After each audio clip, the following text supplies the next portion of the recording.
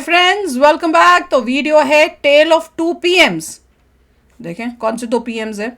Video शुरू करते हैं। वीडियो शुरू करने से पहले अगर आप चैनल पर नए हो और आपने अभी तक सब्सक्राइब नहीं किया तो जल्दी से पहले सब्सक्राइब के बटन और बेल आइकन को क्लिक कर लो ताकि आपको हमारे सारी न्यू वीडियोस के नोटिफिकेशन मिल जाएं जैसे हम अपलोड करें। अगर आपको वीडियो पसंद आता है प्लीज लाइक एंड शेयर। चलिए शुरू करते हैं। हाँ भाई, क्या है भैया, ये बात है दो मुल्कों की जो एक साथ मार से वजूद में आए और एक ही साथ आजाद हुए, लेकिन उन दोनों मुल्कों के प्राइम मिनिस्टर ने कल अपने अपने फेसबुक पे क्या शेयर किया। एक तरफ नरेंद्र मोदी ने शेयर किया, ISRO को कंग्रेचुलेट किया कि वो कमर्शियल 36 सैटेलाइट्स लेके स्पेस में गए। दूसरी तरफ मियां शहबाज शरीफ के फेसबुक पे क्या था, आटे की लाइन का जायजा ले रहे हैं कि आटा सही रेट पे मिल रहा है कि नहीं, और वो भी जो आटा है उसकी रिपोर्ट आई है वो जानवरों को खिलाने वाला होता है जो यहाँ पे इंसान खा रहा है। अब ये रातों रात नहीं हुआ है, इसके लिए आपको 40-50 साल पीछे जाना पड़ेगा। मुल्कों ने अपनी अपनी तरजीहात सेट की होती है। शायद एक पॉइंट होगा कि इंडिया और पाकिस्तान एक ही पेज पे थे या एक ही दिशा में जा रहे थे, लेकिन वो फास्ट एंड द फ्यूरियस के सीन की तरह गाड़ियां अलग हो गई और हमने डिसाइड किया कि पूरी दुनिया की लड़ाइयां हम अकेले लड़ेंगे और पूरी दुनिया पे हम कब्जा करेंगे। दुनिया कमर्शलाइजेशन की तरफ जा रही है, इंडस्ट्रियलाइजेशन की तरफ जा रही थी। हम जो है फैक्ट्रियां बंद करके जो है बस एक ही फैक्ट्री चलाने की कोशिश कर रहे थे। जिन दो भाइयों की,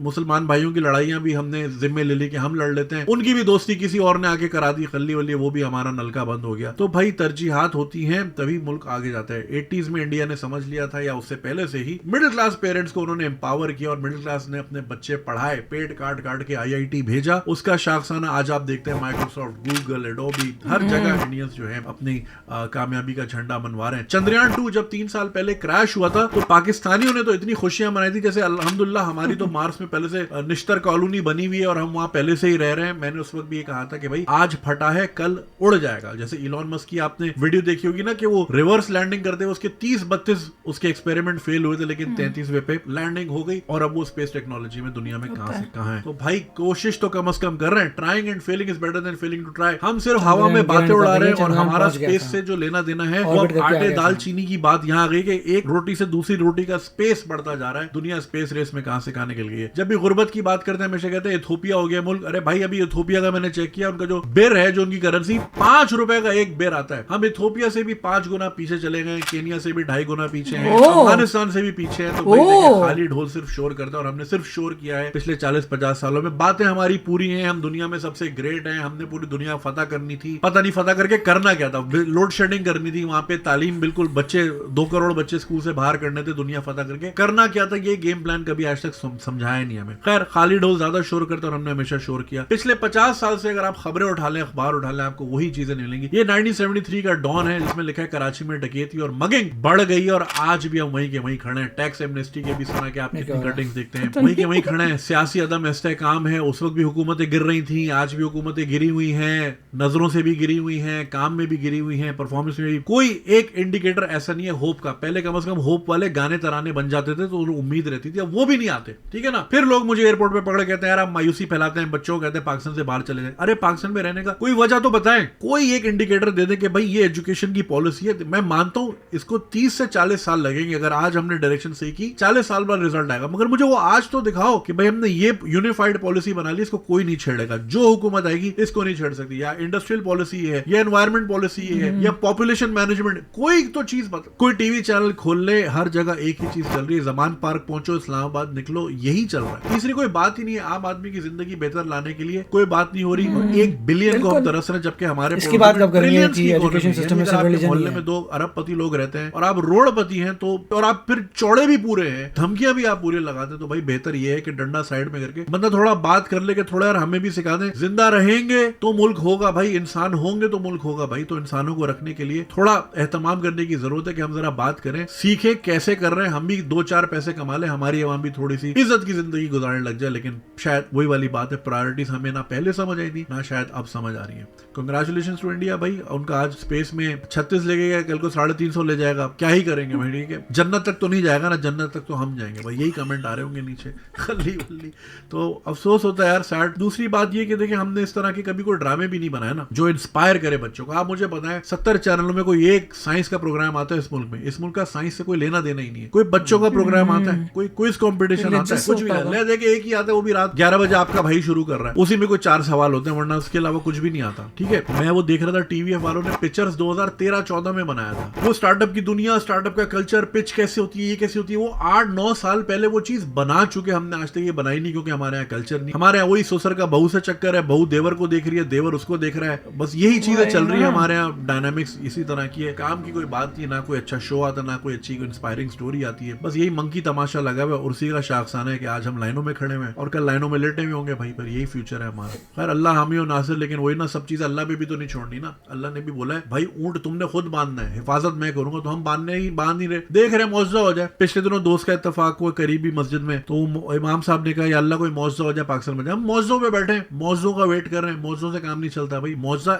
आप खुद एक मौजूदा है भाई, अल्लाह ताला ने आपको जिस्म दिया, जान दी, अकल दी, ये किसी मौजूदे से कम है क्या? इसको इस्तेमाल करके चलाना है, उससे पैसा कमाना है, ये मौजूदा। ऊपर से मन्नो सलवा नहीं आएगा भाई अभी, मगर ये अभी तक हमारा एक बहुत बड़ा तबका मन्नो सलवा का वेट कर रहा है। तो करते रहिए भाई, फिर कमेंट कर लिए, गालियां दे दे मोदी को, क्या मोदी का क्या उखड़ जाएगा, उसके तो पहुंच गई सैटेलाइट, 150 और 200 मिलियन डॉलर कमा लिया उसके मुल्क ने, वल्ली वल्ली। हम 1 बिलियन को 24 करोड़ इधर उधर मारे फिर रहे हैं। और सबका इकोनॉमिक प्लान यही है कि ओवरसीज कुछ भेजेगा, यानी पहले हमने यहाँ पे कोई अपॉर्चुनिटी नहीं देनी, यहाँ से बंदे भगाना है, और जब मैं बोलता हूँ जाओ तो मुझे गाली देते हैं। भाई प्लान ही यही है मुल्क का कि बंदे बाहर भेजो, डॉलर भेजे वहां से, तो निकालो मजदूरों को, जाओ सऊदी से दरम भेजो, रियाल भेजो, उधर से दिनार भेजो, उधर से पाउंड यूएस डॉलर भेजो। वो प्लान ही यही है मुल्क का भाई, कि बंदों को इतना तंग करो ये बाहर भागे, और फिर रेमिटेंस पे चल रहा है मुल्क पे। रेमिटेंस से मुल्क नहीं चलता, रेमिटेंस साइड की इनकम होती है छोटी मोटी, हाँ चलो ये भी आ रहा है, हम तो बेस ही रेमिटेंस पे कर रहे हैं। ये 200 अरब डॉलर रेमिटेंस भी कम हो गया उनकी, आ गया बाहर से भी। चले खुदा हाफिज यार, हु इज ही?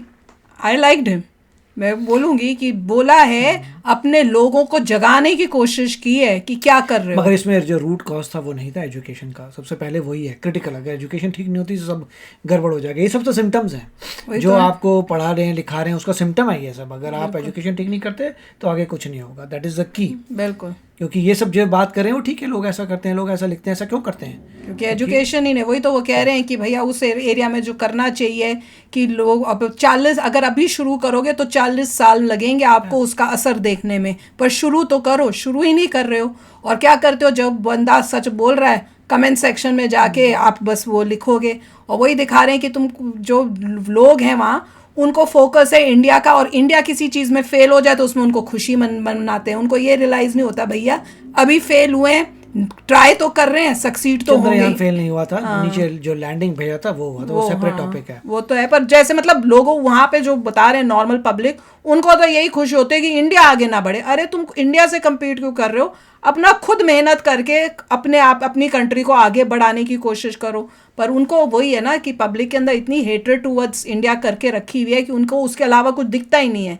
अपने अलग से तुम मेहनत करो, काम करो, देश को आगे बढ़ाओ, तो बात होती है। वही वो कह रहे हैं, वो बेचारे कोशिश तो कर रहे हैं। राइट, ऐसा नहीं था कि इंडिया ने कोई प्लान कर रखा था कि इंडिया के लोग जो है यूएसए जाएंगे, दूसरे जगह के तो नाम कमाएंगे, ऐसा नहीं था। वही तो, ऐसा कोई प्लान नहीं था, कोई ऐसी नीति नहीं थी कि ऐसा है कि लोगों को पढ़ाए लिखाओ आगे जाके नाम कमाएंगे, ऐसा नहीं था। उनका मेन फोकस था कि भैया हमने जो मिडिल क्लास है उनको जो है वहाँ पे उनको ऊपर उठाना है। और पेरेंट्स जो है मिडिल क्लास के फैमिलीज़ के, उनके लिए अपने बच्चों को एजुकेशन देना वो सबसे इम्पोर्टेंट है। कि भैया चाहे हम 2 रोटी कम खा ले रोज़ की, या हम रह छोटे घर में लें, पर अपने बच्चों को हमने अच्छी एजुकेशन देनी है। तो वही कह रहे हैं ना, उन वहाँ पे लोगों का, इंडिया में लोगों का होता है कि हम IIT अच्छे कॉलेजेस में मगर अब मतलब पाकिस्तान से तो बहुत इंप्रूव हो चुका है, मगर अभी इंडिया को 100% लिटरेसी रेट चाहिए। अभी तो हमें भी बहुत अचीव करना है। इंडिया जाकर एक डायरेक्शन में रहा है। ऐसा नहीं है कि इंडिया जो 100% लिटरेट है, 100% तक जाना चाहिए, फिर वर्ल्ड का रिकॉर्ड ब्रेक हो जाएगा कि 100% लिटरेसी इंडिया में। वो दिन आना चाहिए भैया। मेरे ख्याल से मोदी जी के जिस हिसाब से मोदी जी जा रहे हैं, 10-20 साल में ऐसा हो जाएगा कि 100% लिटरेसी। फिर देखिए जो इंडिया ग्रो करता है, और जो नॉर्मल इंसान जहाँ पे सोशल मीडिया में जाता है, जो कमेंट करता है, जिस चीज़ों के बारे में बात होती है, वो बहुत कुछ चेंजेस आ जाएगा, बहुत चेंज आ जाएगा। बिल्कुल। पर I like this guy, you know, the way he said it and the way he is trying to educate his people, अपने लोगों पे करना।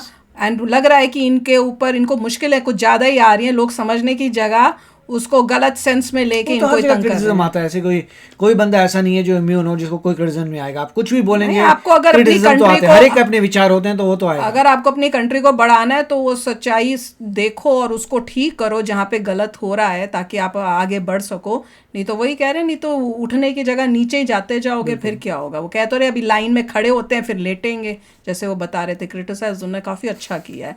तो चलो फ्रेंड्स, चलते हैं, मिलेंगे नेक्स्ट वीडियो में बहुत ही जल्द। Till then take care and bye bye. तो अगर आप मेरे इस चैनल पे नए हो तो जल्दी से सब्सक्राइब के बटन को हिट करो और बेल आइकन को क्लिक करो, ताकि आपको मेरा जब नया वीडियो मैं लगाऊं आपको उसके बारे में जल्दी से पता चल जाए।